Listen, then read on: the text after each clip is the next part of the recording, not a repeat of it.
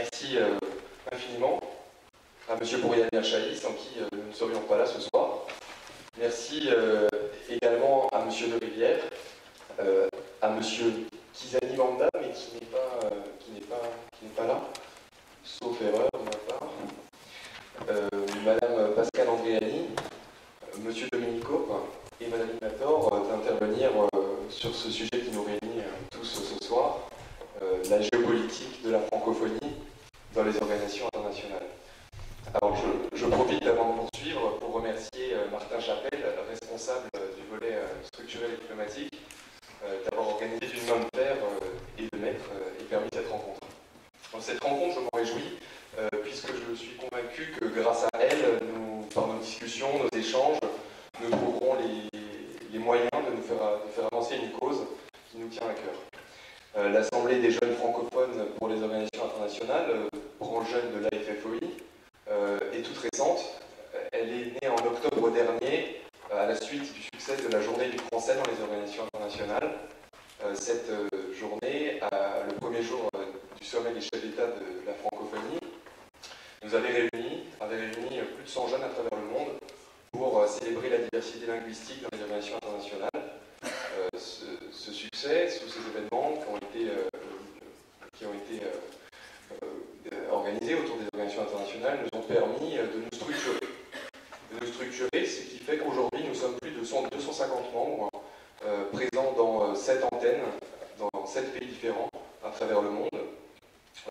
Nous affirmons que la diversité doit être au cœur des relations internationales en essayant d'y promouvoir la francophonie et les diversités linguistiques, culturelles et conceptuelles. C'est pour cela que nous sommes aujourd'hui réunis pour organiser ce cycle de conférences mensuelles et aussi pour organiser 6 projets de long terme que les responsables de volet vous présenteront à la fin de la conférence si vous le souhaitez. Si en tant que citoyen, je précise que nous ne fixons aucune limite d'âge, ces projets vous intéressent, si vous voulez nous faire partager vos idées, vos projets, vos suggestions, n'hésitez pas à nous écrire ou venir nous voir à la fin de la rencontre. Je laisse, avant de poursuivre, je précise que vous pouvez nous suivre sur Twitter et sur Facebook, et n'hésitez pas à retweeter, etc. Donc je laisse la parole à M. Bouriani Chahi et vous souhaite une très bonne conférence. Je vous remercie. Merci beaucoup pour cette initiative, qui est importante parce que parler de la francophonie, en parler avec beaucoup de monde, de tous les âges, qui est ici en plus à l'Assemblée nationale, revêt pour moi une importance particulière, et pour vous, j'espère, une importance utile et fructueuse, mais je crois savoir que c'est donc un cycle, hein, c'est ça, de réunions que vous inaugurez ce soir. Tant mieux, ça veut dire qu'on va avoir régulièrement beaucoup de choses à se dire. Alors on m'a demandé de faire un propos introductif, et pardonnez-moi par avance, je ne centre pas mon propos sur la seule problématique des organisations internationales. Beaucoup d'entre vous portez ça au quotidien, défendre, promouvoir la diversité linguistique, défendre la langue française aussi, parfois face à l'hégémonie de l'anglais, il faut dire les choses, mais je pense que nous aurions tort de penser qu'en termes défensifs et qu'en termes presque de langage diplomatique. Mais d'essayer on aurait peut-être intérêt à revisiter la francophonie dans un moment historique et dans une dynamique de développement, ou en tout cas d'approfondissement, j'en dirais un mot pour les années qui viennent. Juste un mot, pardon, de narcissisme, il n'y voyait aucun égocentrisme particulier, mais je vais me présenter quand même. Donc, je m'appelle Bouriani Chahi, je suis député des Français de l'étranger qui recouvre pour ma circonscription le Maghreb et l'Afrique de l'Ouest. Donc de la Libye au Maroc, en passant par la Tunisie et l'Algérie, Mali, Sénégal, Burkina Faso, Niger, Conakry et bien d'autres, Sénégal, tout facilité, enfin bon, 16 pays dont 11 francophones.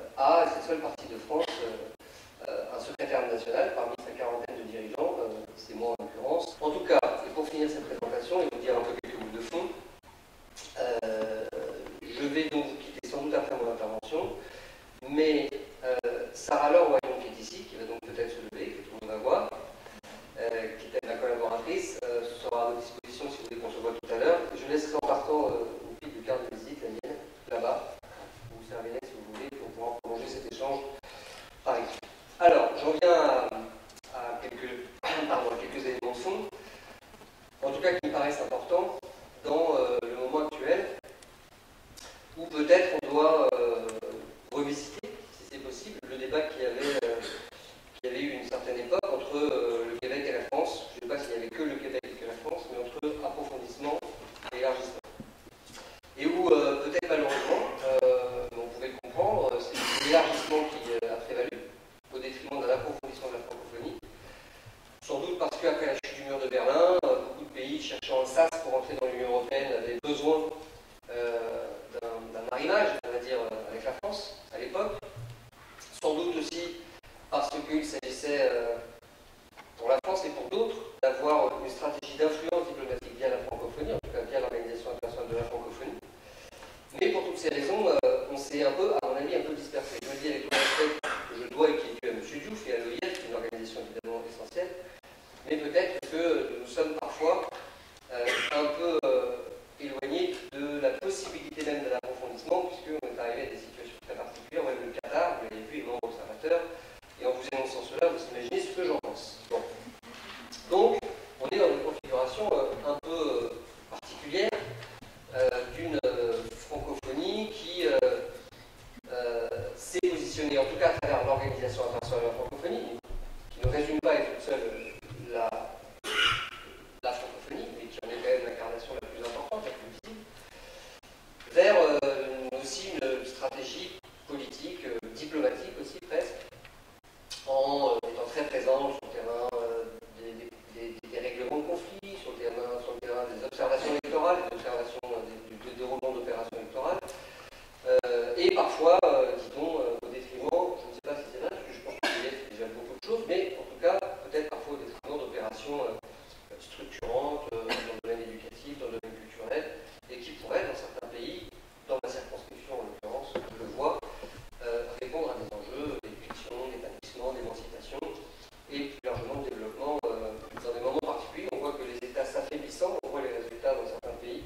plus que jamais, il faut de l'éducation, des services publics, de la santé, des hôpitaux, enfin bref, toute une série de leviers de politique publique qui passent aussi par le français. En tout cas, c'est souvent demandé. Moi, j'en regrette beaucoup, par exemple, je prends cet exemple, et là, ce n'est pas du tout l'OIF qui est en cause, hein, parce que moi, je dis des choses sans note, là, donc les amis de l'OIF qui m'écoutent ne me prennent pas pour eux, hein. Mais je vous prends un exemple. Lorsque Mamadou Issoufou, président du Niger, est élu, après une période difficile, fait deux coups d'État, plus ou moins réussis, enfin qui fait du mal au pays, il s'engage sur deux grands projets.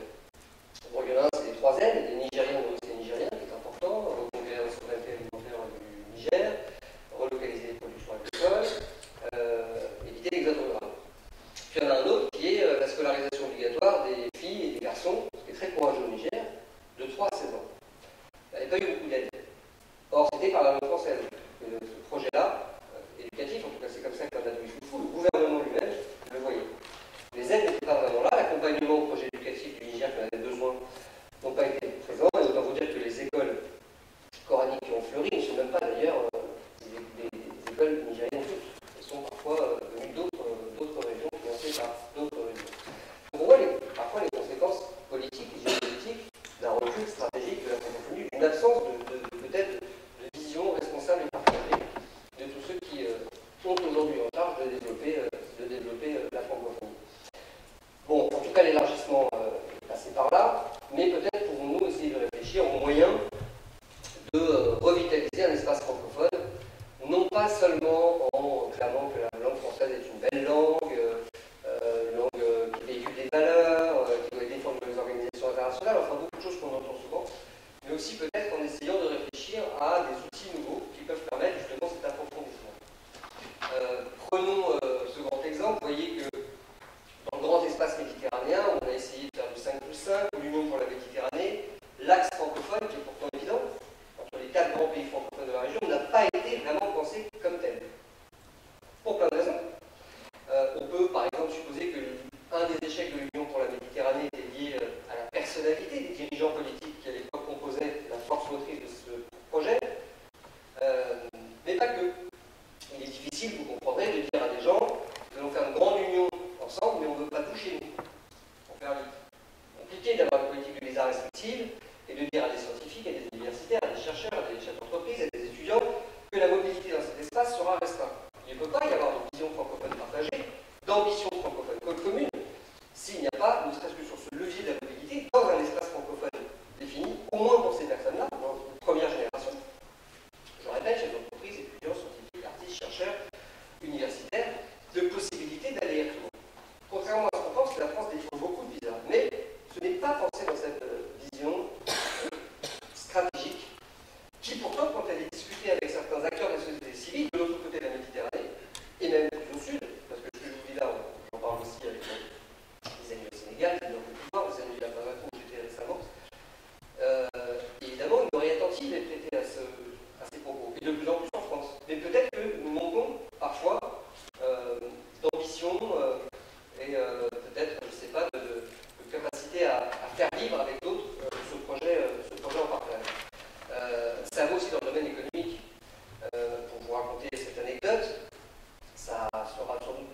politique que beaucoup de discours.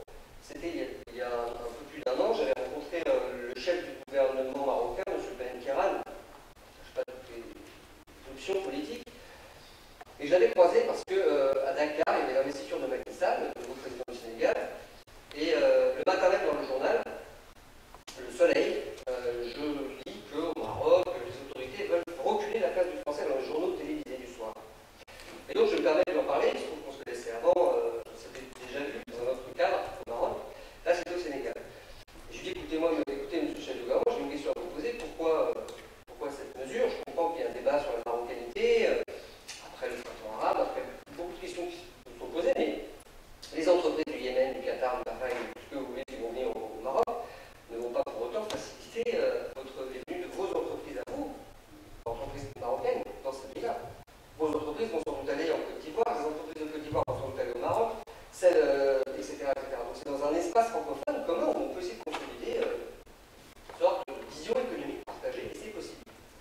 Et c'est possible dans plein de domaines, dans les énergies renouvelables, durables, dans la formation professionnelle, supérieure, technologique, une forte demande, etc., etc. Donc on voit un deuxième levier possible, francophonie économique, qu'on peut essayer de faire vivre et qu'on peut essayer de mettre en partage.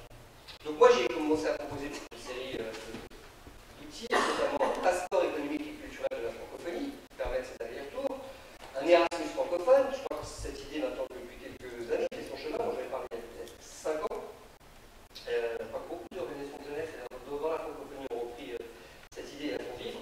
Donc il y a sans doute la possibilité de se doter d'outils nouveaux pour faire vivre cette langue qui évidemment n'est pas la langue de la France, qui est maintenant une langue en partage par d'autres cultures, et qui dès lors qu'elle le vivent comme tel, c'est-à-dire à la fois propriétaire d'une langue que nous avons en partage et en même temps pleinement souverain dans leur propre identité culturelle, dans leur propre pays, dans leur propre nation, alors beaucoup de choses évidemment sont possibles. Mais ne nous racontons pas d'histoire lorsque l'on dit entre nous qu'il y a demain 700 millions de francophones en 2050 et que la logique démographique ne permettra à cette langue de rayonner. C'est évidemment faux si on continue à ce rythme-là. Lorsque l'on comptabilise aujourd'hui la totalité des francophones, des locuteurs, c'est-à-dire 200 et quelques millions selon les chiffres, on comptabilise les habitants auprès de tous les pays. 10 francophones. J'exagère, les calculs sont un peu plus fins. Enfin, il y a des pays où effectivement il y a une dizaine de la population qui est authentiquement francophone. Donc on voit qu'il y a là beaucoup d'efforts à faire. Et encore une fois, non pas pour imposer une langue à qui que ce soit, mais pour la faire vivre. C'est une demande partagée. J'ai donné l'exemple du Niger tout à l'heure. On peut parler de différentes demandes dans beaucoup de domaines, y compris de pays non membres de l'Organisation internationale de la francophonie. Je pense à l'Algérie qui a réintroduit l'enseignement en français, la culture française en français dès la 3e année, et qui est un acteur vivant de la francophonie qui veut réouvrir les écoles françaises, francophones en tout cas. Ça a été fait là à Alger, le lycée international Alexandre Dumas, l'école primaire qui a suivi, puis Oran, Annaba et d'autres villes. Bref, on voit qu'il y a une possibilité effectivement de faire vivre ensemble cet espace commun. Et on voit bien qu'avec l'Algérie, Québec, la Belgique, la France, la Côte d'Ivoire, le Sénégal, enfin bon, il y a 14, 15, 16, je ne sais pas, pays authentiquement francophones, dont le français est la langue première ou la langue seconde, avec lesquels il est possible d'engager cette perspective commune, d'où cette idée d'approfondissement dont je parlais, non pas pour se défaire de ce qui a été maintenant acquis, et c'est bien par l'OIF, c'est-à-dire une assise internationale, un poids politique indéniable, une capacité à aller au-delà de ce cercle-là, peut-être que ce premier cercle dont je parle peut être sans doute une force motrice utile dans la période qui vient. Mais je vois en tout cas que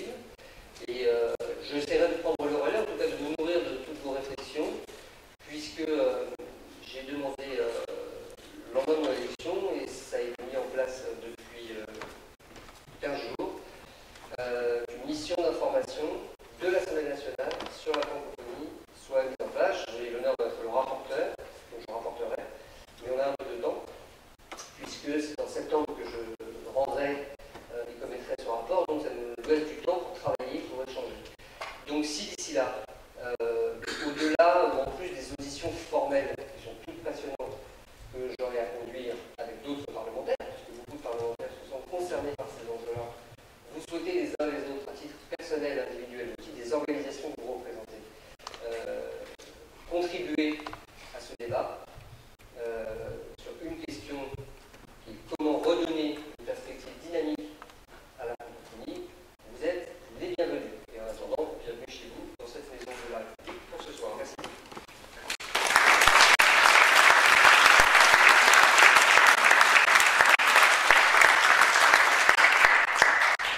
Merci encore, M. Lamia-Chali, de nous recevoir ici. Je vais introduire donc M. De Rivière, qui introduira le débat, la table ronde qui se poursuivra. Merci beaucoup.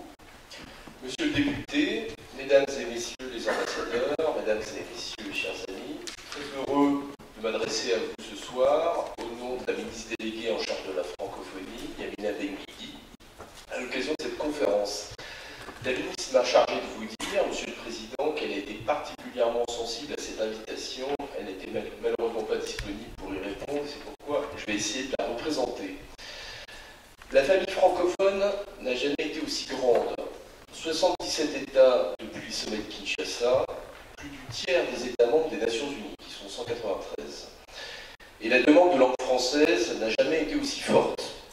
Et pourtant, la présence du français au sein des organisations internationales, là où se prennent les décisions qui façonnent le monde, cette présence est fragilisée et appelle donc une action vigoureuse de tous.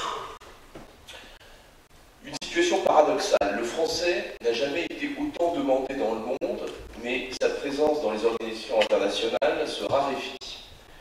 Certes, le contexte mondial est très favorable à la langue française, comme le député vient de le dire, et comme le soulignait également M. Fabius à la Sorbonne récemment, après des décennies d'uniformisation, la mondialisation a inondé la planète de modèles et de produits formatés, véhiculés par une langue globale, l'anglais.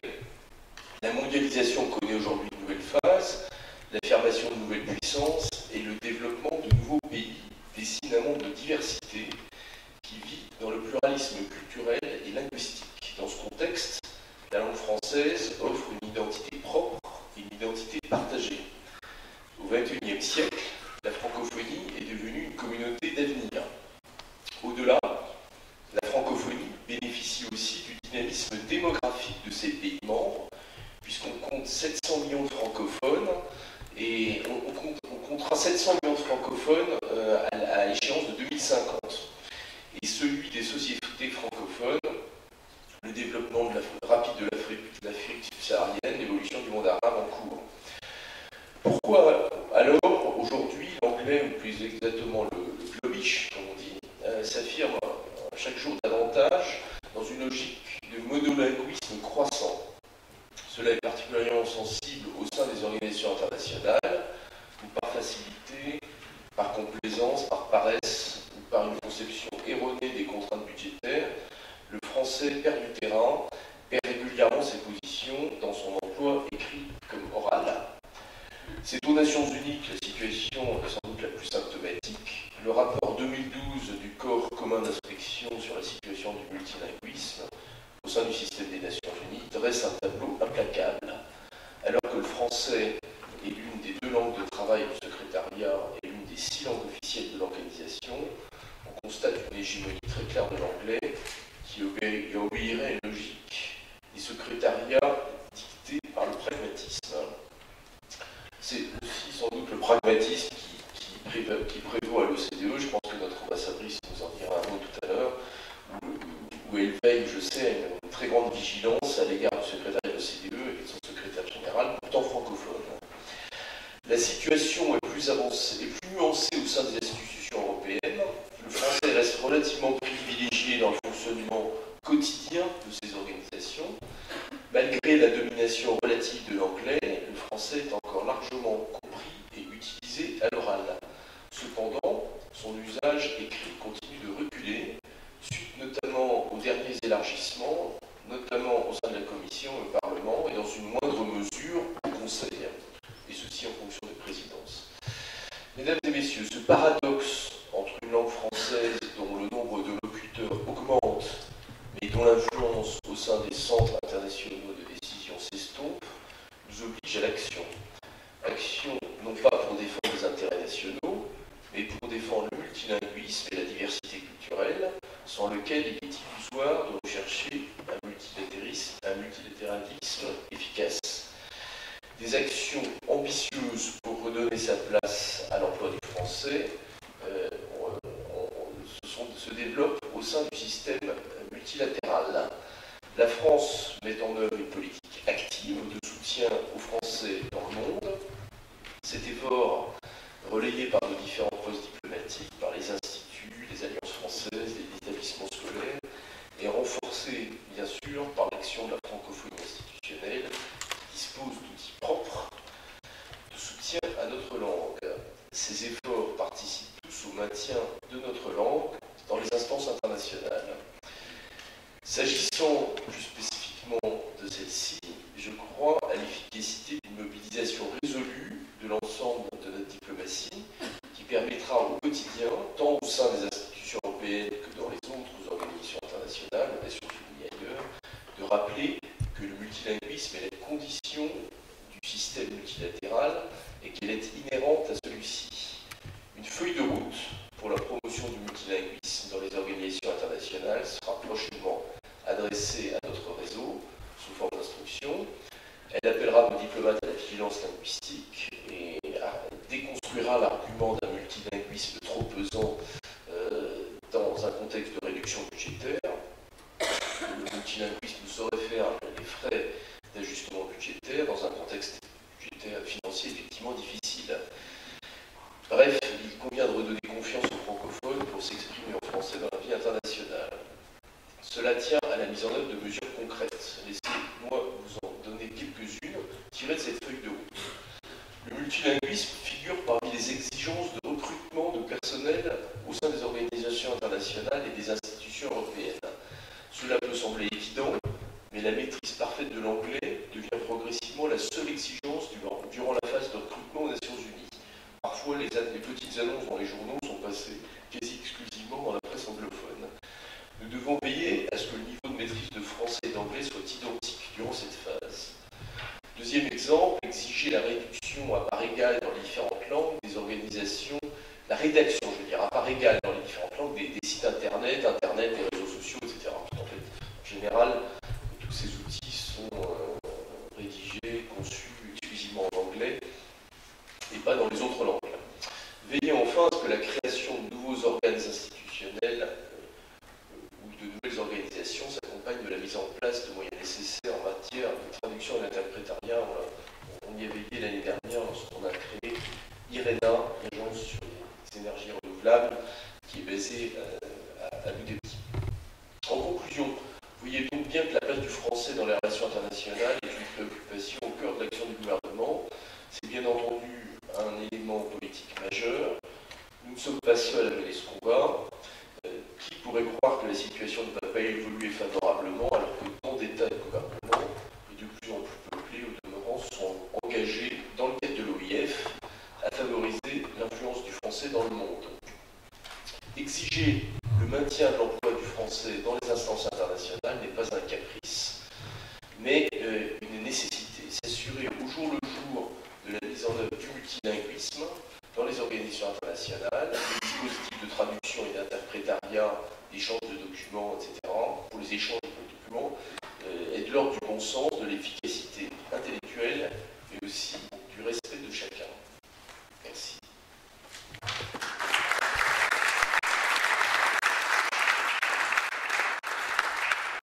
Merci Monsieur Loévien. Je laisse la place à Martin Chapelle qui va animer le débat. Donc maintenant nous allons attaquer plus profondément le cœur de notre conférence, qui sera la table ronde sur la géopolitique de la francophonie dans les organisations internationales, avec un ambassadeur, donc Madame Andréani, ambassadeur de France à l'OCDE, et un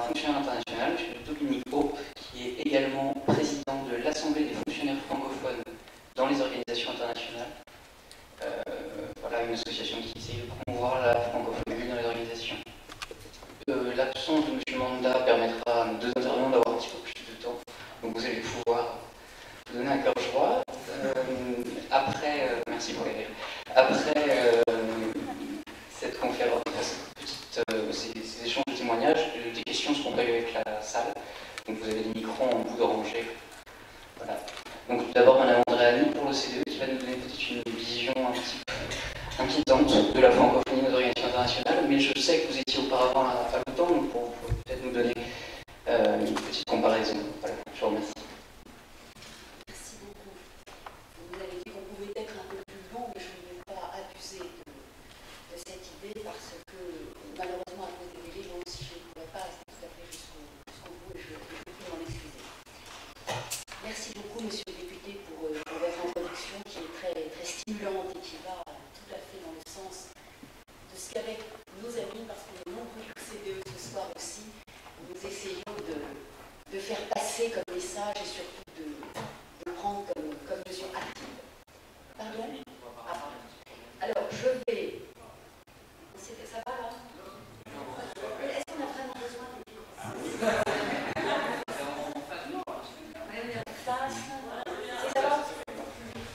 Je ne vais pas recommencer tout ce que j'ai dit, vous n'avez pas entendu, ça ne mérite pas d'être repris. Je vais... C'était des compliments, oui, mais c'est là,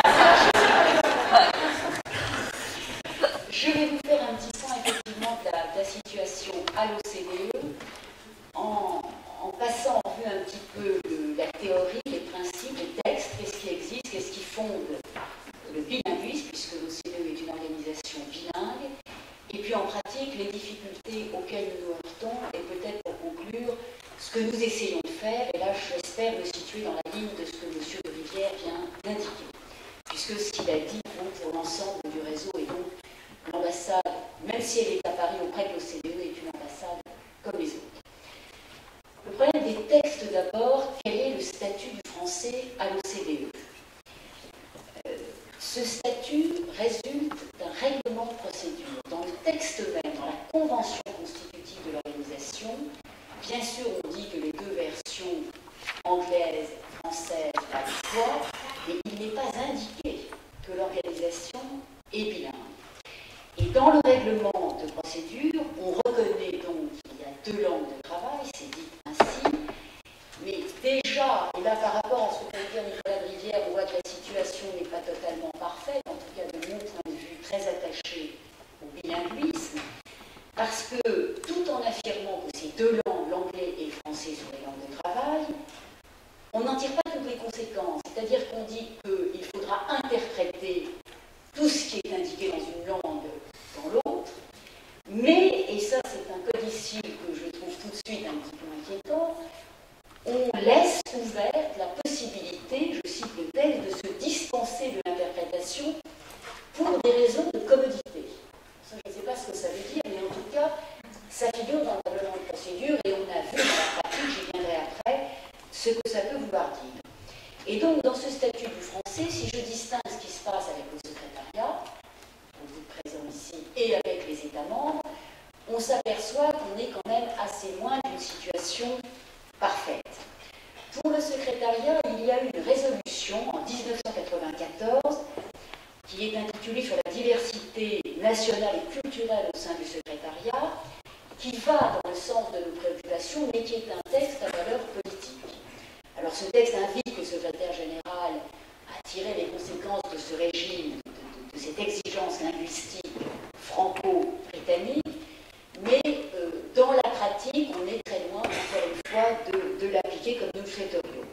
Et c'est ainsi que l'obligation pour l'organisation de recruter du personnel qui doit pouvoir travailler efficacement dans les deux langues se traduit en fait dans les offres d'emploi par une mention, là aussi, que je vous soumets. On dit que celui qui est recruté doit avoir une excellente maîtrise de l'une des deux langues.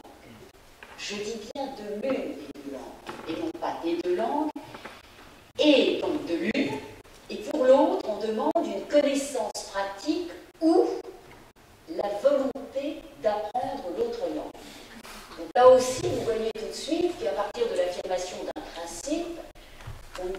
tout à fait en vouloir à l'organisation et au secrétariat de ne pas exiger ce que nous souhaiterions en réalité en termes de diversité linguistique, c'est-à-dire une maîtrise minimale, j'ai envie de dire, des deux langues. Alors pour les États membres, ça c'est des textes pour le secrétariat. Eh bien pour les États membres, le régime, là aussi bilingue et de droit, il est fixé par le règlement de procédure, mais on pourrait espérer que les membres francophones recourent au vade-mecum de la francophonie et qu'ils s'expriment en français.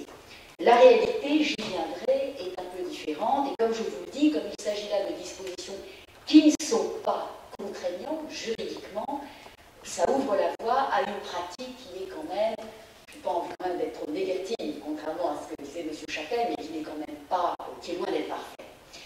Qu'est-ce que c'est la pratique à l'OCDE? Nous avons 34 membres. Sur ces 34 membres, il y a 6 membres de l'Organisation de la francophonie. 6 seulement. France, Belgique, Canada, Grèce, Luxembourg, Suisse. Nous avons 6 anglophones, à nouveau le Canada. Et il se trouve que l'ambassadeur du Canada s'exprime beaucoup plus, je tourne vers les interprètes, en anglais. Elle est beaucoup plus confortable, comme on dit en anglais. En anglais. Vous avez 7 observateurs, et là je rejoins ce que vous avez dit, monsieur le député, sur les observateurs, il y a des choix politiques que je ne conteste pas du tout, mais les observateurs, je vais vous les citer, Autriche, Estonie, Hongrie, Pologne, Slovaquie, Slovénie, République tchèque. Eh bien, je peux vous dire que sur ces 7 observateurs, j'ai 5 ambassadeurs qui ne parlent pas le français. J'en ai un qui me parle bien, c'est notre ami slovène, et j'en ai un qui est l'ambassadeur de Pologne qui l'apprend avec beaucoup d'énergie. Les autres, il faut être sérieux, ils ne parlent pas français. Et non seulement ils ne parlent pas, mais ils ont besoin d'une interprétation. Donc vous voyez, la France est le seul État membre qui a une langue officielle unique français, mais évidemment, à partir de cette réalité, on voit bien que nous avons un peu de mal à défendre un usage égal des deux langues qui, comme je vous l'ai dit, n'est de toute façon pas écrit sous cette forme dans les textes. Alors, pour le personnel, il n'y a pas de quota de nationalité à l'OCDE. Nous avons une chance qui est que nous sommes à Paris, et je suis très heureuse, monsieur le député, que vous m'ayez invité ici ce soir, parce que quelquefois, nos autorités oublient un petit peu qu'il y a cette organisation formidable qui est à Paris, et de fait, il y a près de 30% du personnel qui est français, qui est parfaitement francophone, et ça se comprend très bien pour une organisation située à Paris. Là aussi, quelques chiffres, je ne veux pas être trop long, je ne veux pas prendre trop de temps, mais en 2011, je suis désolée, je parle sous le contrôle de Claude Girard, qui est le conseiller qui suit les sujets de la francophonie à la représentation permanente. J'ai des chiffres pour 2011, il faudra qu'on adapte ça à 2012. Il y avait 4% de Canadiens, c'est pas anglais, français, ça dépend, mais 35% de francophones non canadiens. Donc ça, c'est au contraire très, très, très positif. 28% d'États anglophones natifs non canadiens et 33% d'autres États. Mais comme vous le voyez, avec ce personnel qui est un tiers francophone, on pourrait espérer que cela se voit dans la pratique linguistique et en réalité, ça n'est pas le cas, j'y reviendrai. Alors, ce qui est très positif dans l'organisation, ce sont le côté associatif. Il y a d'une part l'association des fonctionnaires et des fonctionnaires internationaux français, je commence par elle, parce qu'évidemment, elle défend vraiment par nature, par essence, l'usage du français. Mais il y a, et je salue son président qui est ici, l'association du personnel, parce qu'elle a vraiment un rôle statutaire, c'est elle qui peut intervenir auprès du secrétaire général de l'OCDE, et je sais qu'ils le font, et donc, en particulier, monsieur le ministre, je vous remercie d'être là ce soir, vous êtes le président français, j'espère que nous aurons toujours un président français, et que lui est très attaché à la défense de notre langue, et c'est pour nous évidemment une plus-value dans cette organisation d'avoir le représentant de l'association qui est statutairement accrédité auprès du secrétariat pouvoir défendre notre langue. Cela dit, le français a beaucoup de difficultés. J'ai commencé à vous expliquer pourquoi, mais malheureusement, et là je crois pouvoir le dire, je ne sais pas ce qu'en pensent nos amis interprètes, mais il y a quand même une tendance à s'exprimer à l'OCDE de plus en plus en français. Alors, pardon pour ceux qui le savent, parce que en anglais, pardon, ça c'est un lapsus révélateur, mais pardon pour ceux qui m'ont déjà entendu le dire, vous m'avez demandé tout à l'heure de comparer le temps, et j'aime toujours faire la comparaison que je vais vous dire, à le temps, de langue de travail, on est à Bruxelles, ville en principe francophone, même si c'est toujours très très compliqué en Belgique. Nous avions un secrétaire général qui est un Danois, qui ne parlait pas bien le français, et qui, à chaque conseil, introduit, puisque nous sommes dans une organisation, nous avons un agenda, nous avons plusieurs points à l'ordre du jour, et bien le secrétaire général de l'OTAN introduit un point sur deux en français. Et je vous dis ça, c'est un peu ma marotte, pardon, mais les interprètes le savent très bien. Quand dans un cercle international, vous avez quelqu'un qui introduit le débat en français, il incite ceux qui sont francophones à lui répondre en français, à intervenir en français. On a tous expérimenté ça dans nos réunions. Eh bien, à l'OCDE, nous avons un secrétaire général qui est parfaitement francophone, qui parle très bien français, dont on me dit qu'au début de son mandat, moi je suis là depuis un an, il introduisait 2-3 points au Conseil, mais qui, depuis que je suis là, introduit les points en anglais. Alors, je suis intervenue auprès de lui, mes amis de l'OCDE le savent. Je trouve qu'il y a des progrès, parce que maintenant, j'ai un peu de mal à me faire introduire des points en français. Je voudrais le faire, je n'ai pas abandonné, mais il intervient lui-même en français. Quand je prends la parole, il me répond en français. Du coup, j'entraîne quelques-uns de mes collègues. C'est quand même un problème.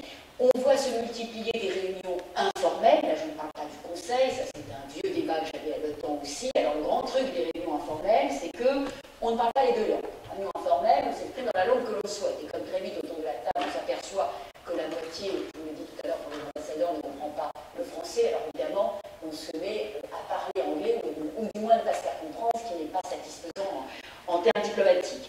De même, autre truc classique à l'OCDE, on vous donne des documents de séance, des room documents, comme ils disent, et là, la pratique veut que ces documents de séance puissent être uniquement en anglais. Donc vous voyez bien, dans une discussion internationale, quand on a un document de séance qui est en anglais, tout le monde a de bons arguments pour parler anglais. Plusieurs facteurs expliquent tout ça. Je vous en ai donné quelques-uns avec le nombre des membres de l'OCDE. Il est clair que plus on s'élargit, plus il est difficile d'avoir des francophones. Nous avons une faiblesse de la francophonie politique. Là, je voudrais vraiment insister là-dessus. Mes amis francophones et mes amis de la francophonie politique, mes amis ambassadeurs, n'ont pas d'instruction de leur capitale pour appliquer le Vade-Mecum, pour parler français. Et là, je pense que c'est l'une des raisons de notre faiblesse. Parce que, comme je vous le dis, dans cette enceinte, vous avez une très très forte tendance à s'exprimer en anglais. Les ambassadeurs veulent se faire comprendre, c'est normal, ça fait partie de notre boulot. Et donc, nous avons un petit cœur de 3-4 ambassadeurs qui parlent toujours français, évidemment, conduits par moi, mais la majorité, y compris de la francophonie politique, ne s'exprime pas en français. Nous avons aussi le fait de l'opacité dans les recrutements, la politique de recrutement du personnel, où on essaie d'intervenir, mais c'est difficile, pour s'assurer qu'il y a bien un contrôle qui est fait sur les deux langues. Nous avons le fait que nous sommes dans une organisation à tonalité très économique, et c'est vrai que la langue de l'économie, la langue internationale, c'est l'anglais, nous n'y pouvons rien. Et donc ça aussi, c'est un facteur qui explique le poids de l'anglais. Et donc tout ceci vous explique, je ne veux pas dresser un tableau trop dramatique, parce que malgré tout, d'abord moi je ne veux pas, je ne suis pas toute seule, j'ai 3 ou 4 fidèles alliés de la francophonie politique, je regrette de ne pas en avoir plus. J'ai un secrétaire général de bonne volonté, c'est-à-dire qu'il est entraîné par la tendance, mais lui-même parle très bien, lui-même quand il s'adresse au personnel, quand il s'adresse évidemment à des interlocuteurs francophones, il n'y a aucun problème, et comme je vous le dis, depuis que je suis là, il fait quand même un effort pour me répondre en français pour entraîner. Il y a quand même des difficultés, et je suis très heureuse que, comme l'a rappelé Nicolas Rivière, la ministre de la francophonie, veuille maintenant nous adresser un plan d'action. Moi-même, j'en ai dressé un pour moi, je l'avais annoncé à la journée du français des organisations internationales. Je crois vraiment qu'il faut qu'on continue à mobiliser les francophones. Alors je le fais, on en a parlé, je l'ai réuni une fois par mois, mais il faudrait vraiment que la francophonie politique puisse se traduire dans les manifestations officielles, dans les réunions internationales, diplomatiques. Il y a ces réunions mensuelles qui vont d'ailleurs au-delà de la défense du français, parce qu'il est très important que la défense du français, ça se fasse aussi d'un point de vue culturel, politique, sur certains sujets de l'organisation. Je pense qu'il faut que nous relancions dans le recrutement du personnel cette résolution de 94, il faut que nous réfléchissions réfléchissions à la manière dont on pourrait beaucoup plus fortement exiger la maîtrise de l'autre langue, en l'occurrence le français. Je crois qu'il faut qu'on fasse attention à la politique de publication. Ça, c'est le problème des traducteurs aussi, pas des interprètes. Quand vous regardez le site de l'OCDE Internet, il y a évidemment beaucoup de progrès à faire. Nicolas Rivière a parlé du budget. Il ne faut évidemment pas que le budget soit une variable d'ajustement. Voilà, j'ai été un petit peu trop longue, mais je voulais vous donner un cas un petit peu précis, un petit peu concret, vécu. Et en conclusion, je crois qu'il faut vraiment que nous trouvions les moyens d'avoir des processus de suivi. Et ça, c'est une affaire d'évaluation, de suivi transversal pour voir comment est pratiqué le français dans cette organisation.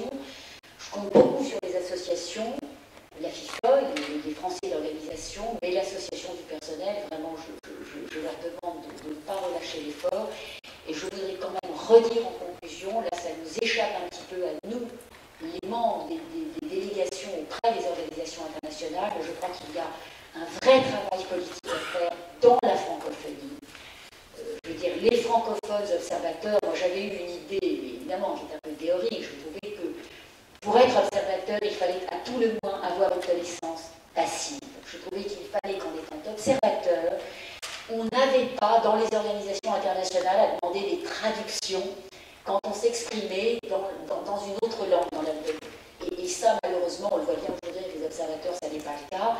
Mais à tout le moins que les membres actifs, je vous ai dit qu'ils étaient 6, je ne vois pas pourquoi il n'y aurait pas des instructions des capitales. Leurs pays sont membres de la francophonie pour que dans les réunions formelles, politiques, le conseil, ils aient instruction de s'exprimer en français. Alors, peut-être pas tout le temps, mais au moins une fois sur 2, je ne demande que ça. Voilà ce que je voulais vous dire là aussi pour nourrir notre réflexion. Et excusez-moi, je ne pourrais pas aller tout à fait jusqu'au bout sur un sujet qui me passionne et qui, je crois, est vraiment un des signes de la richesse de cette vie internationale. Merci.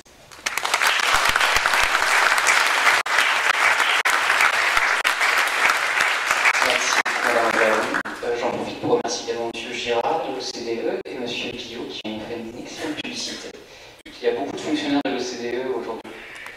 J'en profite pour les remercier. Je ne crois pas que ça ait été dit non plus par Pierre-Alix, mais vous pouvez tweeter en direct l'événement avec le hashtag AJFOI 2013.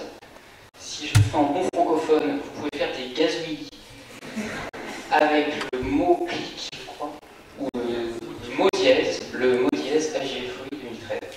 Voilà, donc je vais maintenant laisser la parole à M. Domenico. Pour préciser que la francophonie, ce n'est pas que la langue française, et que l'Assemblée des fonctionnaires francophones des organisations internationales, qui a ce jour entre 2000 et 2500 membres, on n'a pas un chiffre exactement, un peu plus d'une cinquantaine d'organisations internationales dans le monde, s'est autoproclamée francophone de nature parce qu'elle se retrouvait dans les valeurs de la francophonie. Pas seulement dans les valeurs linguistiques, on parle français, mais aussi dans les droits de l'homme et dans la diversité intrinsèquement, la diversité linguistique, culturelle et conceptuelle. Et je reviendrai en particulier sur le troisième mot, conceptuel, parce qu'il a son importance dans la problématique. Donc, si on se sent francophone au sein de notre assemblée, c'est parce qu'on se retrouve dans ces valeurs, et pas seulement parce qu'on a envie de défendre la langue française dans nos organisations. Pourquoi on a envie de défendre plus que la langue française? Pourquoi on a envie de défendre la diversité dans nos organisations? Tout simplement parce qu'un constat de terrain nous a imposé une évidence. À savoir, quand on pense dans plusieurs langues, quand on pense de façon différente, quand on conçoit les problématiques et les solutions dans une palette d'outils qu'on appelle des langues, on est plus à même de pouvoir répondre à un juste problème de la juste façon, mais surtout on est plus à même de représenter les peuples qui nous ont construits à leur service. On a quelques difficultés à penser pour peut-être une organisation internationale représentative d'un certain nombre de peuples qui ont décidé de notre existence, dans leur transversalité, dans leurs échanges, pour avoir un objectif commun et s'exprimer seulement dans une langue, seulement dans une culture, seulement avec des outils qui viennent d'une culture et d'une seule. Pour nous, c'est un véritable problème. Pour ceux d'entre nous qui sont dans le multilatéral depuis le plus longtemps, et je commence à faire partie de ces gens-là, puisque j'y suis depuis 30 ans, on a connu une autre époque. Une époque où, quand on était embauché polyglotte, on avait la chance de pouvoir parler ces langues. Et on avait la chance de pouvoir essayer de réfléchir sur différents problèmes, sur différents sujets, avec la langue qui semblait s'y adapter le mieux, ou avec la langue qui était à l'origine de l'outil qu'on utilisait le mieux. Puis petit à petit, d'urgence en urgence, parce que l'urgence c'est lentement imposé à nous, comme elle s'est imposée au monde, on a fini par être obsédé par le traitement de nos dossiers techniques, et de passer un peu les autres dimensions, dont les dimensions linguistiques, dont les dimensions culturelles, dont les outillages qui sont à notre service, en seconde priorité, puis en troisième priorité, puis plus en priorité du tout. Il est nouveau venu, il devait être polyglotte pour rentrer dans les organisations, et dès qu'il rentrait, on leur expliquait qu'il fallait surtout parler anglais, parce que si on commence tous à reconstruire la tour de Babel, ça risque d'être un peu compliqué pour faire avancer les dossiers à la vitesse où on le demande. Parce que si on utilise Prince 2 pour les projets, c'est mieux de parler anglais, si on utilise la balance scorecard, c'est mieux de parler anglais, si on utilise le ITRS, c'est mieux de parler anglais, etc., etc., etc., etc. Donc en 20 ans, en 30 ans, tout cela s'est progressivement mis en place. Il n'y a pas de la mauvaise volonté au sein des organisations internationales, il n'y a pas une volonté farouche de défendre un modèle un seul, mais ce modèle, petit à petit, s'est imposé à nous comme au reste du monde. Et pour les plus anciens, il y a un constat évident, c'est qu'on ne va plus remplir nos missions comme on doit le faire, tout simplement parce qu'on ne se donne plus les moyens de pouvoir le faire correctement, en conservant en mémoire que nous sommes au service de différents peuples, qui ont des perceptions du monde différentes, et qu'on est censé les servir tous de la même façon. Je crois qu'il était important de préciser ça, parce que c'est au cœur de notre assemblée, à savoir, on ne veut pas se battre pour le français, Nous, on parle avec les hispanophones, on parle aussi avec les autres grandes aires linguistiques. Si demain on doit se battre pour l'anglais, Dieu sait si on en est loin un séjour, on le fera. Parce qu'il est important de conserver à tous les modes d'expression la même valeur afin d'être capable de réaliser nos missions au mieux de nos compétences. Et pour nous, il était important de rentrer dans ces organisations, d'utiliser nos compétences. Et maintenant, on nous demande de les oublier. Donc c'est un véritable problème. Alors voilà, on s'est proclamé francophone parce que la francophonie défend ses valeurs. Dans la francophonie, ce qu'on voit nous, c'est cette saveur de la diversité. La diversité, on doit la défendre. Mais comment? C'est pas simple de se retrouver en face d'une culture qui est monolinguiste, monoculturelle et qui n'a les outils qu'une seule origine. On est un peu les empêcheurs de tourner en rond. Pire si on est français.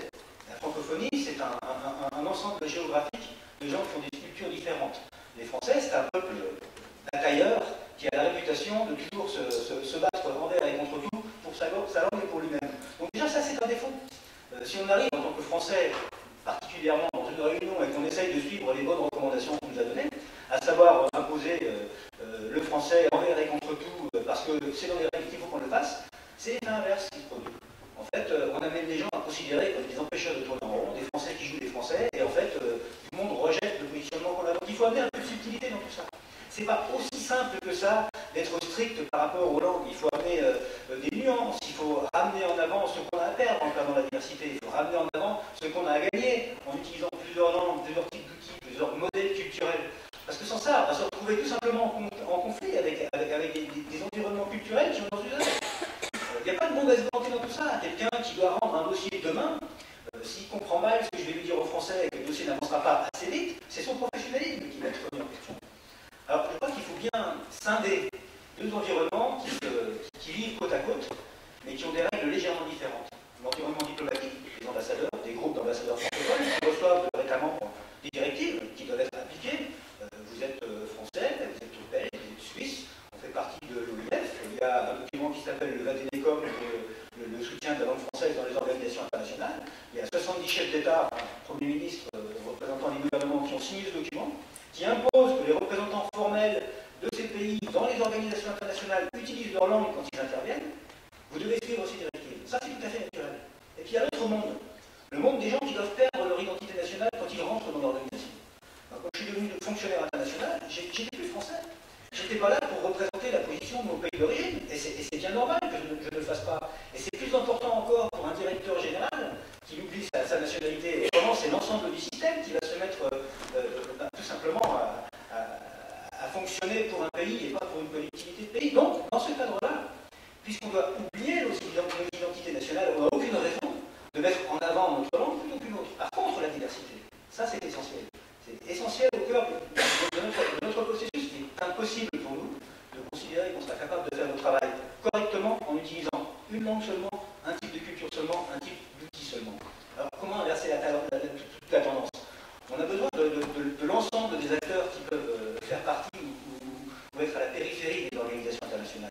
Les ambassadeurs, les représentants politiques, comme le député qui a parlé tout à l'heure, avec beaucoup d'intelligence et beaucoup de sensibilité, doivent être là pour nous aider dans le débat politique à exprimer la problématique des organisations. Parce que les organisations internationales sont aujourd'hui un acteur incontournable. Mais elles ne sont pas le produit d'un processus démocratique. On n'a pas été élus pour faire ces missions. Mais toujours est-il que les missions qu'on remplit, elles ont une importance peut-être plus importante, peut-être supérieure à certaines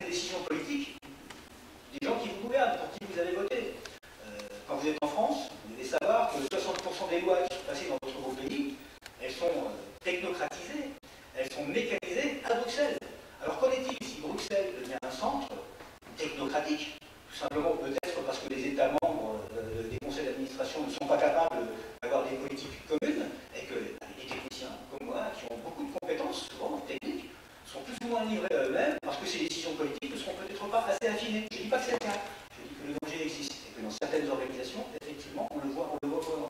Dans ce cas-là, vous allez mettre un bulletin dans l'urne, vous allez voter pour quelque chose, et le résultat que vous aurez, ça sera tout simplement le résultat de gens que vous ne connaissez pas, qui ont pris des décisions purement technocratiques à partir de chiffres, à partir de grilles, à partir d'outils, qui ne correspondront pas à vos logiques à vous, à vos logiques culturelles, à votre pays, à votre identité.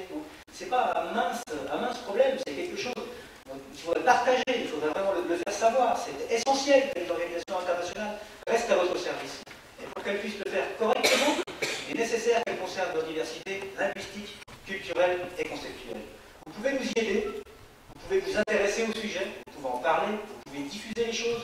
On demande aux gens de s'intéresser à ce qu'on fait, on leur demande de témoigner, on demande au groupe d'ambassadeurs francophones de nous aider, on leur demande de se réunir avec nous, on leur demande de la transversalité. On aimerait bien que le groupe des ambassadeurs francophones, qui a une certaine expérience à New York ou près de nous, puisse être avec nous, être avec le groupe d'ambassadeurs francophones qui est à Bruxelles, ou le groupe d'ambassadeurs francophones qui va trouver sur d'autres types d'organisations internationales qu'on peut trouver aux Pays-Bas, afin de trouver des mécanismes qui vont nous permettre d'inverser la tendance, afin de pouvoir sélectionner des outils, des concepts qui ne soient pas seulement anglo-saxons, que nous on pourra amener à l'intérieur de nos organisations, proposer comme type d'outils différents, afin de doucement, parce qu'il nous faudra du temps, il faudra autant de temps pour défaire le blocage qu'on a mis du temps pour le mettre en place, pour réussir à revenir à une saine diversité qui est, à notre avis, une condition sine qua non du bon fonctionnement des choses. Je ne veux pas fixer du doigt une organisation quelle qu'elle soit, mais souvent, quand je suis dans les conférences, j'ai des remarques sur les organisations internationales qui sont à New York. Tout ce qui touche aux finances, puisqu'en ce moment c'est très important. La Banque mondiale, par exemple. J'ai eu une conférence il y a assez peu de temps, et des témoignages faits par des collègues africains disaient, vous savez, dans tel pays, la Banque mondiale, avec beaucoup de bonne volonté pour nous aider, impose une structure sociale qui correspond à un modèle plutôt anglo-saxon. C'est-à-dire qu'on n'a pas d'argent dans ce pays, mais on veut nous imposer un truc où la bourse est vraiment très importante. Alors que nous, ce qu'on voudrait, c'est d'abord avoir des systèmes d'enregistrement des nouveau-nés, parce que s'ils ne sont pas sur les listes, ils ne pourront pas aller à l'école. S'ils ne vont pas à l'école, ils ne pourront pas les éduquer. Si on ne les éduque pas, notre pays n'avance pas. C'est un véritable problème. J'ai eu beaucoup de francophones qui ont témoigné que dans les pays de la francophonie, encore la Banque mondiale essayait d'imposer le système IFRS, qui est en fait axé, là encore, sur les entreprises qui ont besoin de rentrer en bourse. Ce n'est pas un système adapté, simplement ça fait partie des outillages. Et les fonctionnaires comme moi, quelque part à la Banque mondiale, essaient de mettre en place des modèles qui ne correspondent pas, parce qu'ils n'ont rien pu à proposer.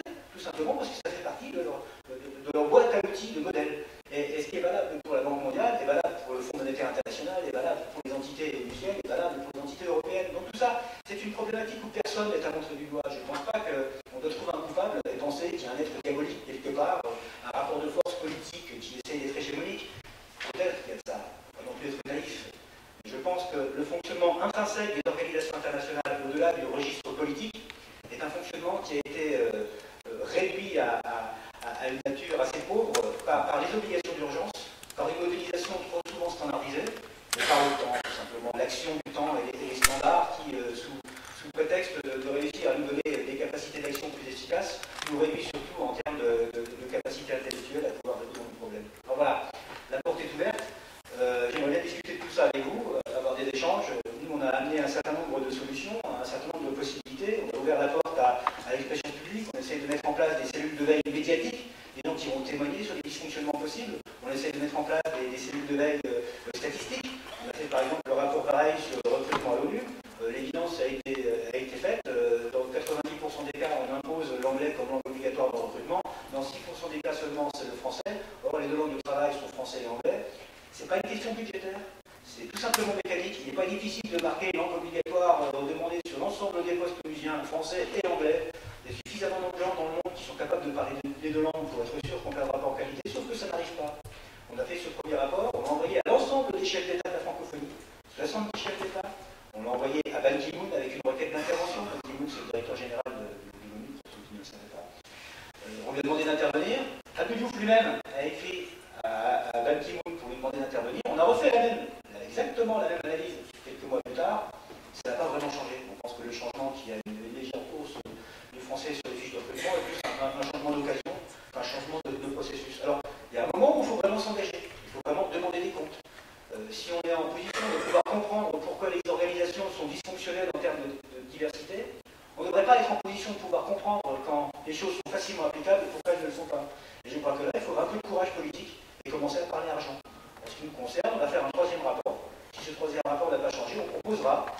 est seulement force de proposition, bien entendu.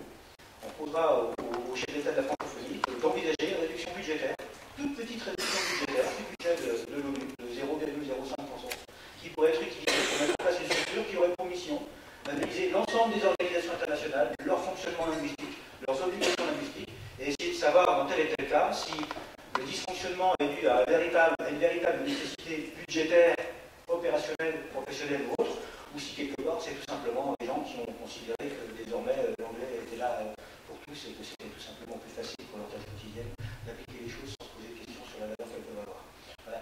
Je ne vais pas prendre la parole plus longtemps, je pense que c'est dans l'échange qu'on a plus de possibilités de faire évoluer les pensées. Je vous remercie.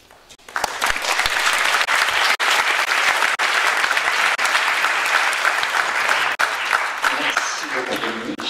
Contrairement à ce que vous pensiez, je crois que vous avez répondu à ma question. Voilà, donc nous allons maintenant passer à la période de questions. Je vous prierai de bien vouloir lever la main, puis la salle fait en sorte que je vais devoir vous désigner avant, si vous voulez. Donc monsieur, je vous en prie, vous avez des micros à côté. Là. Oui, bonjour. Donc moi j'interviens, je suis très intéressé par les questions de langue française et notamment dans le monde du travail, puisqu'il se trouve que j'ai la double casquette, j'appartiens au monde syndical et je suis conseiller prud'homme. Il y a un mot qui n'est pas, donc depuis 12 ans je vois la disparition du français comme langue de travail, donc déjà pour être crédible il faudrait que sur notre propre territoire on ait le droit d'utiliser le français dans notre travail. Je pense à l'EDS, je pense à Coca-Cola où mes collègues ont eu leur plan social de licenciement rédigé en langue anglaise, et j'en passe des exemples. Vous avez tout à l'heure parlé, monsieur Irena, une des conditions pour que la France a signé, c'était sous l'époque de monsieur Sarkozy et Borloo, ils ont acté qu'ils ne remettraient pas en question la question de la langue pour Irena. Et moyennant quoi, on a obtenu la présidence d'Irena qui était en Arabie Saoudite. Donc il y a une partie qui n'est pas abordée, qui est celle du dénigrement par nos propres députés, nos propres ministres.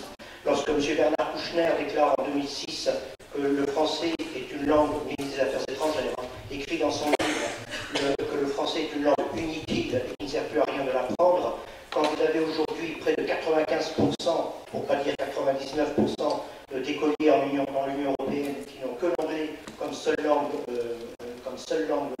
étrangère, cela veut dire qu'à 20 ans d'ici une génération, il n'y aura plus personne pour parler d'autres langues que l'anglais. Voilà, donc je ne vais pas monopoliser la parole, mais je voudrais attirer votre attention sur les conditions qu'on se bat en France pour avoir le droit de travailler en français et que c'est la loi qui protège, qu'on a à faire face à une politique de dénigrement de la part de nos, de nos représentants ministériels députés. J'ai montré ici à mes voisins toutes les preuves que j'avais. Voilà, et donc la première chose, c'est d'abord une prise de conscience et une volonté politique qu'il n'y a pas. Je vous remercie, monsieur. Ce propos était très franco-français, il me semble, et plus économique. Là, nous sommes plus sur un thème diplomatique et d'organisation internationale. Malheureusement, monsieur Amirchali est déjà parti. Je pense qu'il aurait pu vous répondre. Est-ce que vous avez néanmoins une réponse, madame Andrani ou monsieur? Je ne sais pas. C'est chaud. Moi, j'ai un début de réponse, mais qui n'engagera que moi. Je pense que, effectivement, vous avez raison, il y a beaucoup de gens qui dénigrent, mais je connais aussi beaucoup de gens qui font exactement le contraire. On entend et on voit ce qu'on a envie. J'ai rencontré des gens qui avaient vraiment envie de s'engager pour cette langue, tout comme j'en ai rencontré d'autres, on a cité les emblématiques, qui avaient effectivement l'état inverse. Il y en a certains qui vont dire, écoutez, l'anglais est une obligation à ce jour, et d'autres qui vont se battre bec et ongle dans tous les cas de figure, même quand c'est compliqué, pour pouvoir défendre leur langue. Je pense que les deux scénarios existent. Vous savez, c'est toujours un combat entre des positions qui sont diamétralement opposées. J'ai pas envie personnellement de voir les choses seulement en fond. Je pense qu'on peut perdre des batailles en se convaincant quand même que plus personne n'a envie de les gagner et qu'il y a une dose de danger dans cette façon de vouloir réagir. Si on rencontre des gens qui sont entêtés par rapport à la langue française et qui estiment qu'elle est perdue et qu'eux-mêmes n'ont pas envie de la défendre, on peut essayer de les convaincre. Peut-être que ça ne marchera pas. Par contre, quand on rencontre ceux qui essaient de la défendre, il faut vraiment se joindre à eux et peut-être c'est sur eux qu'il faut la mettre plus de lumière. Ça éveille l'espoir quand on met la lumière sur ceux qui essayent encore de se battre pour que les choses évoluent. Je pense qu'il est toujours préférable d'éveiller l'espoir plutôt que d'éveiller la peur. Voilà, mais ça n'engage vraiment que moi sur ce point-là. Je suis loin d'être un spécialiste de comment les choses se passent dans ce beau pays. Madame Thor voulait également répondre sur le problème d'Irena. Oui, alors je voulais juste l'IRENA, effectivement, à l'origine, nous étions très inquiets parce que l'IRENA se présentait comme une organisation monolingue, tout anglais, mais il faut dire qu'il y a eu une très forte mobilisation francophone et que, suite à cette mobilisation, l'IRENA a adopté les 6 langues officielles des Nations Unies comme langue officielle de cette organisation. Donc c'est un exemple qui montre que la mobilisation francophone peut porter ses fruits. Bon, ensuite, bien sûr, cette décision, il faut la mettre en œuvre. Parce que la solidarité francophone n'est pas la seule solidarité. Il y a des solidarités régionales. Les Européens, on est souvent solidaires avec les autres membres de l'Union européenne. Il y a des solidarités africaines, interafricaines qui peuvent prévaloir sur des solidarités francophones. Dans le cas de la CPI que vous avez mentionné, effectivement, on a perdu, les anglophones l'ont porté. On a essayé d'avoir la solidarité francophone. Et je veux dire qu'en l'espèce, la solidarité francophone n'a pas prévalu. Les candidats africains, c'est une solidarité africaine qui a prévalu au détriment de la francophonie, ce qui fait que les Africains ont voté pour des Africains anglophones. Ça peut arriver aussi. Il ne faut pas leur jeter la pierre. Nous, on peut être dans la même situation, faire prévaloir une solidarité européenne sur une solidarité francophone, ça arrive aussi. Mais bon, c'est une politique qu'on essaye de mener, qu'on va essayer d'étoffer, on va continuer. Je voulais juste revenir un petit peu de manière un petit peu plus générale sur le débat, pour dire que ce qui se passe dans les organisations internationales ne peut pas être totalement déconnecté des tendances lourdes dans le monde.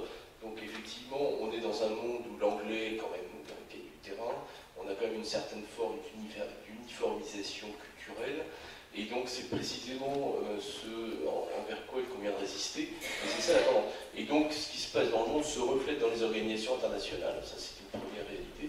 Alors, il se trouve qu'en France, la loi protège l'usage de la langue. Dans les organisations internationales, il y a des règles qui sont très précises la plupart du temps et qui sont protectrices. Aux Nations Unies, il y a 2 langues de travail, 6 langues officielles, tout est prévu et organisé. Et donc, notre rôle, nous, diplomates et autres, consiste à être extrêmement vigilants. Et donc à veiller à l'application des règles. Et donc ça, je peux vous dire qu'on le fait. Et donc, moi, mon expérience personnelle à New York était dès qu'il y avait une réunion officielle qui était présentée comme sans interprétation, ou si les documents n'étaient pas préparés dans toutes les langues, etc., on demandait l'annulation et le report de la réunion. On faisait cette instruction stricte qu'on suit. Mais donc, on est vigilant, on essaye de promouvoir les solidarités francophones. Et donc, je pense que de ce point de vue-là, on y arrive. Et c'est pas uniquement pour la beauté de la langue, ça a été dit de manière à plusieurs reprises. Je crois que la France est souvent en pointe là-dessus. Tous nos partenaires francophones dans les organisations internationales nous demandent aussi d'être très vigilants. Il faut l'être en permanence. Comme l'a dit tout à l'heure Pascal Andréani, dans la plupart des réunions, quand quelqu'un ne sait pas parler français, il y a des faits d'entraînement, etc. Les gens ont parfois un petit peu peur de le faire, sont un petit peu timorés. C'est pareil d'ailleurs pour l'espagnol et les autres langues, elles ont besoin. Et pour conclure, je dirais que j'ai beaucoup apprécié l'intervention de Madame de l'OCDE, parce que je pense que les enjeux vont bien au-delà de l'emploi stricto sensu de notre langue française. Donc il est important que les Espagnols puissent parler espagnol et qu'il y ait une diversité linguistique et aussi une diversité des concepts. Parce qu'effectivement, comme vous le disiez tout à l'heure, quand une réunion et une organisation et les processus se déroulent uniquement dans l'anglais un petit peu appauvri, l'espèce de volet public des organisations internationales, en général, c'est conceptuellement, intellectuellement très pauvre. Et je crois que, outre le fait que les non-anglophones sont handicapés dans leur expression, naturellement, ils sont parfaitement bilingues dans la négociation, souvent dans les négociations, chose qui peut être très complexe. La manière de penser, de concevoir est différente dans les langues. Merci beaucoup. On va passer une dernière batterie de questions. Donc, madame, et puis après, levez la main s'il vous plaît.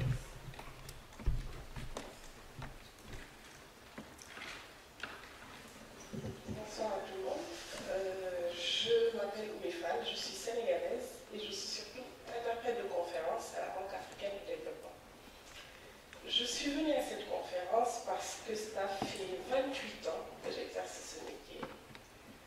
Et j'ai pu donc me situer dans une position, comme le disait la collègue de l'OCDE, le plus privilégié où on peut voir les choses à distance. Et j'ai constaté une évolution qui commençait à me faire peur. Et quand j'ai vu que la folie avait une section jeu, j'ai dit tiens, si ça se trouve, on va bientôt être sauvé. Dans l'institution dans laquelle je travaille, les interprètes de la famille française dont je fais partie effectuent plus de 99% du travail, pendant que les collègues de la famille anglaise sont en train de tweeter, comme vous dites, etc. Mais là, vous êtes en train de chercher la solution à ce déclin de la langue française, pour appeler les choses par leur nom, et à une mort lente de la francophonie chez les politiques.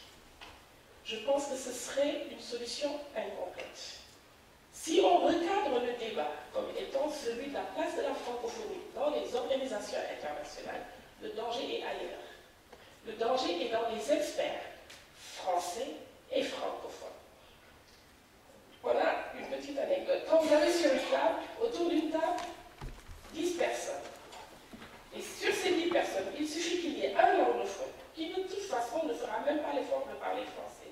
Pour que tous les francophones, en tout cas chez nous en Afrique, où la situation est différente de la France a quelques petits problèmes avec les langues étrangères, traditionnellement, sauf pour les nouvelles générations peut-être. Mais chez nous, en tout cas au Sénégal et dans la plupart des pays africains francophones, l'anglais est enseigné de manière obligatoire de la 6e à la terminale. Résultat des courses, il n'y a pas un seul petit francophone qui, arrivant au niveau supérieur, ne peut pas se débrouiller et se faire comprendre en anglais. Alors du coup, chez nous les Africains francophones, le problème est encore plus aigu. Ce sont les francophones eux-mêmes qui tuent la langue française et qui ensuite se plaignent. Oui, on a observé dans la dernière vague de promotion qu'on a plus fait la part belle aux francophones. Alors, du coup, la réaction des jeunes qui arrivent, c'est si je veux monter les échelons, il vaut mieux que j'oublie mon français et que je parle anglais. Donc, je crois que la recherche de la solution, certes au niveau politique, comme ce que j'ai entendu de très intéressant, demander au gouvernement d'activer, il y a bien eu le décret Mitterrand en France. Il s'agit de faire quelque chose d'analogue de la part des gouvernements francophones auprès de leurs représentants à différents niveaux, pas seulement politiques, pas seulement les ambassadeurs, mais les fonctionnaires qui, dans les organisations internationales, ont comme première condition de recrutement le fait d'être ressortissants d'un pays membre. Donc ils représentent quelque part leur pays, puisque c'est le premier critère.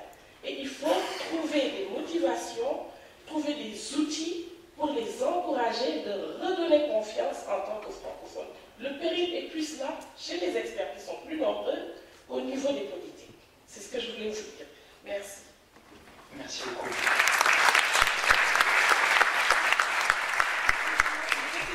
Je voulais juste apporter une précision. J'ai entendu des gens bouger quand monsieur a dit que l'Afrique était le berceau de la francophonie. Je persiste et je cite. La francophonie, telle que francophonie, libérale francophonie, est née en quelle année? Qu'est-ce qui peut le rappeler? En 1970. Or, en 1909, lorsqu'un Sénégalais rufisquois du nom de Galadou Diouf fut nommé au Conseil général, il a proposé la création d'une union sénégalaise pour la propagation de la langue française. C'est ça le point de départ de ce qui est devenu presque un demi-siècle plus tard la francophonie. Et donc, c'est bel et bien en Afrique que le concept même, pour revenir à la diversité conceptuelle, de francophonie est né. Merci. Merci beaucoup. On va prendre les dernières questions tout de suite, parce que nous sommes très en retard, vous le savez. S'il n'y en a pas, peut-être que vous voulez répondre sur ce témoignage, M. Gérard. M. Gérard, vous avez entendu. Et après, Mme Victor clôturera cette conférence. Oui, merci. Je suis très sensible à cette intervention. Je me présente, j'ai pris la place de Pascal Andréani parce que je travaille avec elle et je suis, entre autres dossiers, la question de la langue française de la OCDE. Je pense que vous mettez le doigt sur quelque chose de très important. Le fait pour des fonctionnaires qui sont français, ou belges, ou suisses, etc., écrire leur propre langue quand ils travaillent dans une organisation internationale. Moi, l'OCDE, on a constaté que c'est difficile pour ces agents de faire ça. Certains s'y astreignent, d'autres, la majorité, je dirais, ont souvent un peu peur d'avoir des sanctions plus ou moins informelles dans le fait d'utiliser leur langue, alors qu'en théorie, tout le dispositif leur permet de le faire. Donc c'est vraiment, ce que vous dites est quelque chose de tout à fait important. Ça ira mieux quand les fonctionnaires qui sont des ressortissants d'États francophones utiliseront leur langue dans leur travail. Ce n'est pas toujours le cas et on essaie de les pousser, mais c'est difficile. Merci M. Gérard. En fait, on a une dernière question qui vient de se manifester. Rapide, s'il vous plaît. Très rapide. Vous vous focalisez sur pourquoi les Français et les diplomates français ou francophones ne parlent pas plutôt plus souvent en anglais. Or, je crois que vous oubliez quelque chose, enfin, plus souvent le français, les anglophones n'apprennent pas le français. Je crois que c'est plutôt là le problème. Pourquoi, dans une assemblée, dans une organisation internationale, 100% des diplomates parlent l'anglais et que 50% au mieux parlent le français. Je crois que c'est là le problème. Il faut véritablement que le français soit une langue qui reparte à l'assaut des populations. Or, je crois que le problème de la francophonie est intrinsèque à la langue française pour deux raisons. La langue française à l'étranger, surtout dans les pays qui sont ni anglophones ni francophones, passe pour étant une langue de l'élite, opposée aux classes, on va dire, populaires ou pas pour les classes populaires. Et je crois aussi que le deuxième élément, c'est la difficulté de l'apprentissage du français, de par ses règles grammaticales et l'orthographe. Il ne faut pas sous-estimer, c'est malheureux, mais il ne faut pas sous-estimer ce rôle-là, ces éléments-là dans l'apprentissage du français. Je pense que pour les francophones et les français et autres qui ont eu à choisir une langue étrangère, la difficulté de leur langue étrangère à l'apprentissage était un des éléments clés. C'est pour ça, par exemple, que l'allemand est très peu enseigné en France parce qu'elle passe pour étant une langue difficile comparée à l'anglais ou l'espagnol. Et je crois que c'est plutôt là-dessus qu'il faut méditer. C'est pourquoi peu de personnes dans le monde choisissent le français. Je crois que c'est parce que je crois que c'est une langue de l'élite et une langue difficile à apprendre. Merci beaucoup. Je ne sais pas si vous voulez ajouter un mot sur ce point-là, sinon je vais laisser la parole à Emmator, parce que nous sommes déjà très en retard. Je vous remercie à tous pour être venus ici et pour avoir écouté cette table ronde. Merci beaucoup.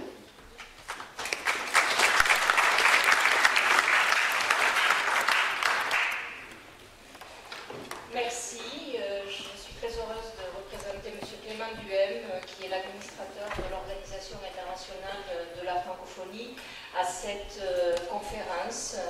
Et je souhaite en premier lieu saluer l'initiative de la branche jeune de l'AFFOI qui a organisé cette manifestation. Et justement, l'émergence de mouvements comme cette jeune AFFOI apporte une note d'optimisme quant à la relève des générations dans la promotion de la langue française et de la francophonie. Trop souvent, la personne qui vient d'intervenir l'a dit, le français est vu comme une langue d'élite et la promotion de cette langue est considérée, surtout en France, je dois dire, comme un combat d'arrière-garde, comme une bataille perdue d'avance qu'il serait vain de continuer à livrer.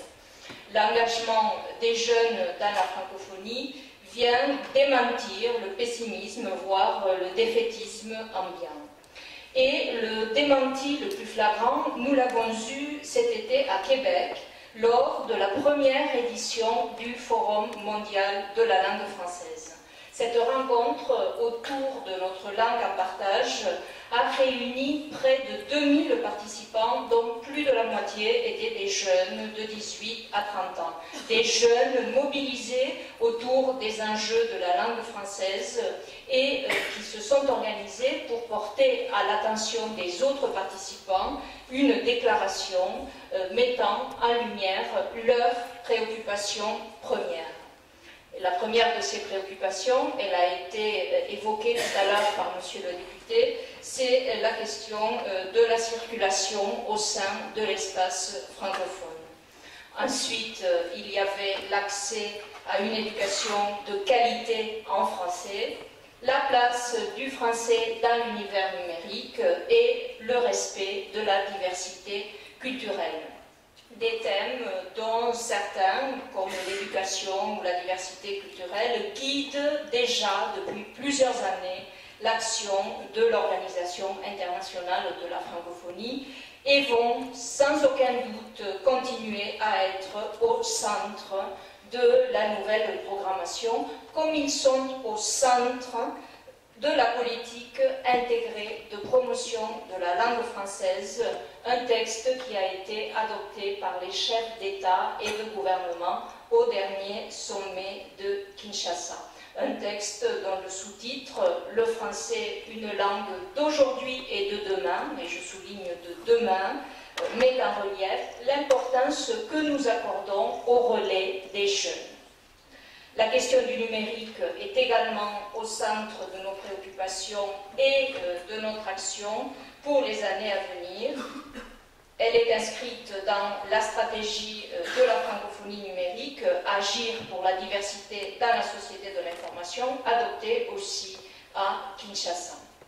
La question de la circulation des personnes relève bien évidemment de la souveraineté des États, mais pour la première fois, la déclaration de Kinshasa suggère une concertation multilatérale autour de cette problématique. Je cite l'article de cette déclaration, il s'agit de l'article 29.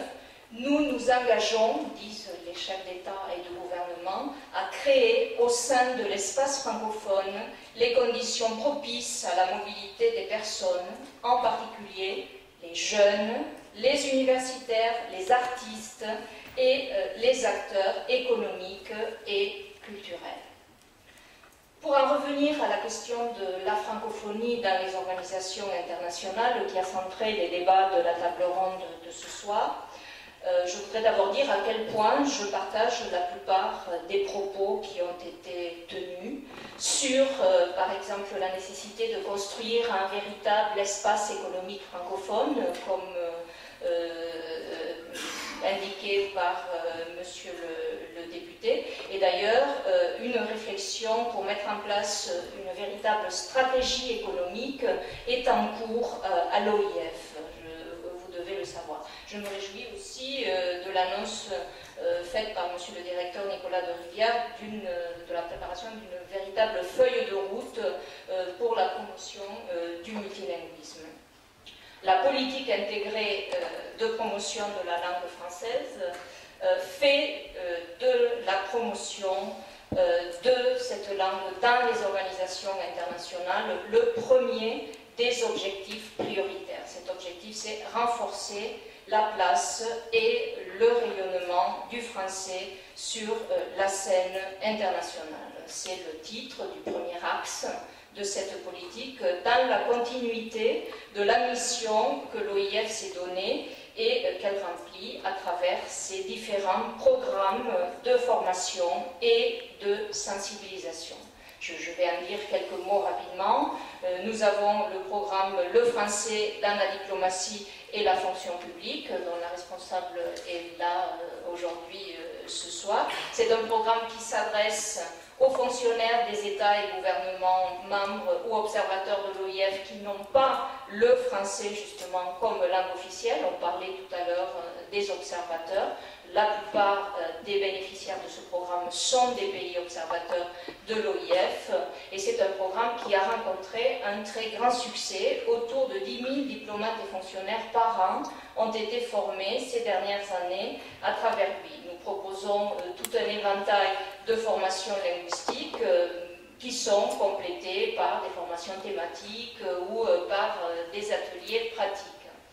Un autre programme, le français dans les organisations internationales, là aussi le responsable est ici et j'en suis très heureuse, vise à renforcer les capacités linguistiques des agents de l'Union africaine, où nous avons en particulier nommé un coordonnateur, et de plusieurs organisations régionales du continent africain, comme la SADC, le COMESA ou l'EAC, East African Community, organisation dans laquelle, malgré nos efforts, le français n'a pas encore le statut de langue officielle. Mais la francophonie, et on l'a dit aussi ce soir, ne peut pas relever seule le défi du maintien du multilinguisme dans les organisations internationales, et elle le fait en concertation avec les autres grands espaces géolinguistiques, que ce soit l'espace arabophone, hispanophone ou lusophone, pour citer ceux qui représentent les grandes langues de communication internationale.